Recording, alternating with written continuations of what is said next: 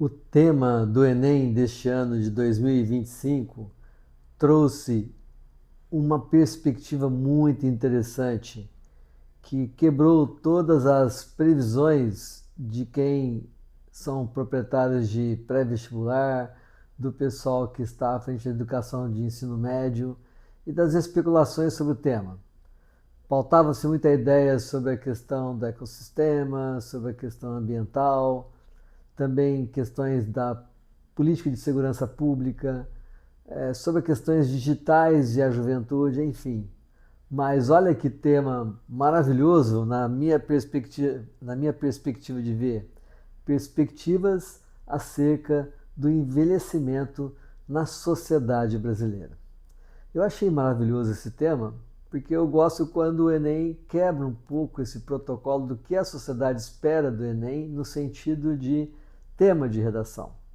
E hoje a redação para o Enem tem um peso muito grande. Mesmo em muitas universidades públicas e até algumas particulares de qualidade que usam a média do Enem para selecionar seus alunos para ingressar nos cursos superiores, a redação tem um peso muito forte. Inclusive, alguns cursos de áreas de exatas estão pontuando um peso muito relevante na redação. Porque a redação ela traz elementos que faz com que dá para perceber se o sujeito tem capacidade de construção de uma ideia, de refletir sobre um tema, mais às vezes do que simplesmente fazer um cálculo. E o peso da redação do Enem é de fato muito grande, né? De 5 itens, um item é da média do Enem, da redação, desculpa. E se o aluno vai bem nessa nota do Enem e escrever uma questão que todos nós podemos escrever, ele vai ter um peso muito maior. Então imagina um curso de humanas que a média da redação, o peso da redação vai ser 4, e alguns cursos até de exatas que já têm colocado o peso de redação 4, alguns da área de biológica, da medicina e assim por diante, tem um peso às vezes equivalente a 3, muitos estão colocando 4, porque o aluno que escreve e que constrói um tema, ele é capaz de aprender com muito mais clareza o seu processo de formação para o ensino superior. E olha, gente, eu fiquei feliz porque você imagina, compareceram na primeira prova do Enem de 2025 mais de 3 milhões e 500 mil pessoas fazendo a prova, que compareceram. E este índice de pessoas pensando este tema na perspectiva, as perspectivas acerca do envelhecimento na sociedade brasileira. Então, é um tema que não é muito pensado, principalmente pela juventude, e que o Enem, de alguma forma, fez fazer pensar. Maravilhoso. Pelo menos 3 milhões e 500 mil cabeças pensantes tiveram que abordar este tema, mesmo sem nunca ter pensado sobre este tema. E aqui eu vou trazer mais alguns elementos sobre o envelhecimento. O que esquecemos de pensar sobre? Interessante que no dia seguinte ao domingo, né, o Enem, conversando com um jovem, ele tinha falado, né, tinha prestado o Enem, é um jovem que faz um processo de terapia, e também conversando um pouco sobre as preparações para o vestibular, falava, nossa, o tema foi horrível, o tema foi uma porcaria. Eu falei, mas por que foi uma porcaria? Eu falei assim, eu gostei do tema. Aí a pessoa vira e fala, ah, mas é lógico que você é velho, né? Aí eu falei assim, por quê? Você não convive com pessoas idosas? Você não tem avós? Você não tem parentes idosos? Aí o jovem parou e pensou, é verdade. Mas o tema lá, a proposta para a construção do tema, porque o Enem traz umas propostas temáticas, né, para a construção do tema da redação. Aí você traz alguns elementos que até então eu nunca tinha parado para pensar. Estou muito preocupado em pensar em idoso. Eu sou jovem, eu quero viver. Olha só que interessante, né? Numa vivência do jovem, a não perspectiva de pensar no idoso, porque ele não é idoso e está muito longe de ser. Porém, não consegue ter o olhar para ver ao redor dele quem são os idosos que convivem com ele no dia a dia. É como se ele olhasse para os idosos e não visse que fossem idosos.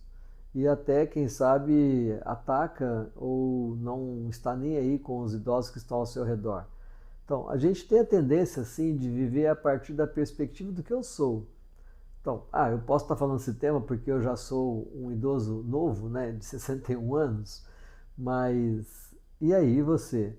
Não chegou ainda aos 60, mas tem pensado sobre ser idoso numa sociedade? Então, essa conversa que eu tive com esse jovem foi muito importante e por isso que eu estou dizendo, eu fiquei muito feliz com o tema da redação sobre o envelhecimento na sociedade brasileira e quais são as suas perspectivas, porque faz com que os jovens parem e pensem sobre essa realidade e olhem ao seu redor.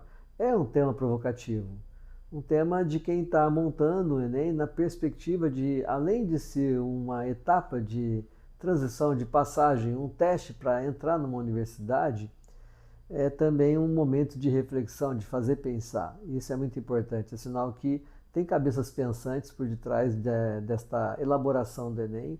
E o Ministério da Educação tem realmente se mostrado nessa posição reflexiva. Isso muito bom para a sociedade brasileira e para esse jovem que eu estava conversando, que passou a pensar no tema a partir da redação. E aí depois gera outros debates no dia seguinte, naquela semana, tanto é que a mídia veio trazendo o tema e, muito surpresa, vários comentários, mas eu vejo que foi um tema assertivo para fazer despertar em quem não está pensando nos idosos de uma forma clara e perceptível no seu cotidiano. E aí eu vou trazer 3 elementos aqui que vão fazer a gente refletir do que a gente precisa estar vendo sobre este envelhecimento e na qual nós não estamos vendo. A primeira questão que eu trago aqui para este olhar é olhar e ver os idosos que estão ao seu redor. Existem idosos ao seu redor? Onde eu tenho a minha sala clínica aqui na cidade de Vitória, que eu atendo como psicólogo, é um prédio que tem uma seção, um andar só de oftalmologistas, outro de profissionais na área que atende na saúde, idosos, né, geriatras. E a gente vê a dificuldade do idoso de adentrar no elevador, de lidar com essa tecnologia do elevador, e alguns idosos que têm que chegar de cadeira de roda. Interessante que eu estava entrando no elevador dias atrás e uma senhora com cadeira de roda sendo conduzida pela sua filha, e aquele desespero das pessoas entrarem no elevador e não dá a chance dessa senhora querer entrar com calma, com segurança. Então, é como se fosse uma pessoa deficiente, sabe? Como se nós não tivéssemos atento à necessidade deste idoso. Mas aqui é uma região de proteção das famílias que trazem seus idosos nos médicos. Eu fico me perguntando, né?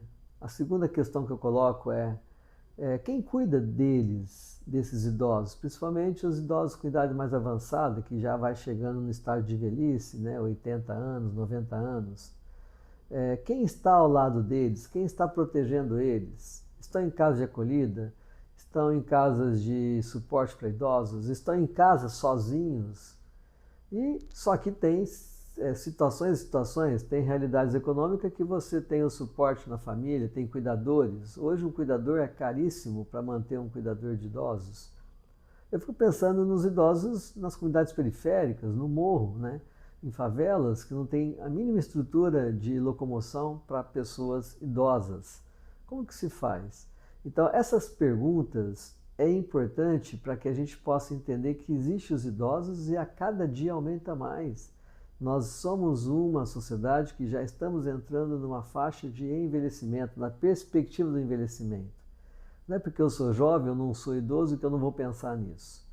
E a outra pergunta que eu faço é: a cidade onde você mora, ela tem estrutura de lazer, ela tem espaços, equipamentos para acolhida, para recreação dos idosos, para convivência, centros de convivência de idosos? A cidade que você mora tem calçadas, tem mobilidade para idoso, ela tem os espaços públicos, os equipamentos públicos, os postos-saúde, os lugares que o idoso frequenta, tem acessibilidade, tem facilidade, e os equipamentos têm, assim, sempre de reserva uma cadeira de roda para aquele idoso que não pode andar, numa perspectiva mais longa. que não tem mais estrutura para uma longa caminhada? Como que é? O turismo que você frequenta, consegue receber o idoso?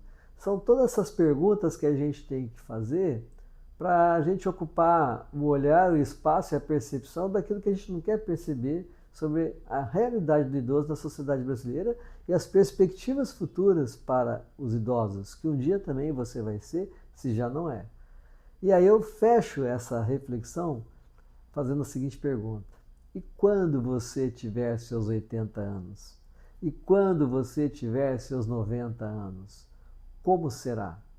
Fica aqui essa pergunta para você.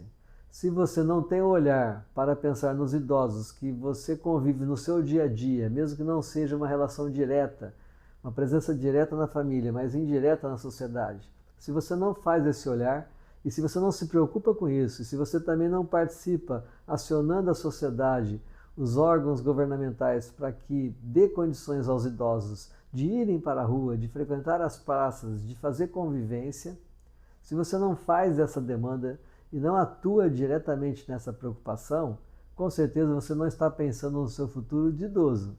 E aí pode ser que você seja o próximo a ser abandonado. E aí? Só que a diferença é que muitos da geração atual, que não foram educados para cuidar, mas para apenas receber, chegarão na velhice, na vida idosa, sem ninguém como rede de apoio. E aí? E também terá estrutura financeira para bancar o seu futuro? Como vai ficar?